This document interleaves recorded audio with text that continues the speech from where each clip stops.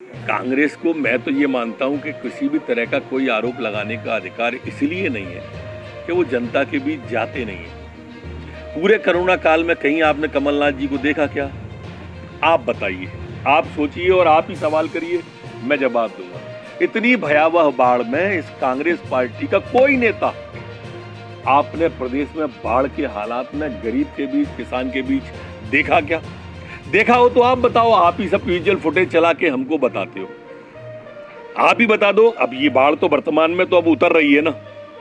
इन 3 दिन के अंदर, इन 7 दिन के अंदर जब से भयावहता आई थी, किसान का नुकसान हो गया, गरीब का नुकसान हो गया, मार पे मार लगातार आ रही है प्रदेश पर कोई भी पत्नी की घड़ी में नहीं जाता है।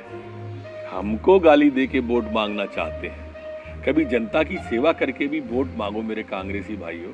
पता नहीं उसमें कौन के देखो, वो कविता लिख रहे हैं पिताजी के लिए, पिताजी लिखे बेटे जी के लिए, वो एक दूसरे की तारीफ करें, हमें बुराई नहीं है। जब कोई बाहर का नहीं करेगा तो घर में आपस में कर लें।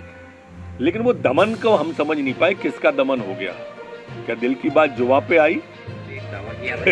अगर वो ऐसा दावा नहीं करेंगे तो बचे हुए भग जाएंगे। उन्होंने लोकसभा में भी कहा था कि हम 23 सीटें जीतेंगे। जीते क्या?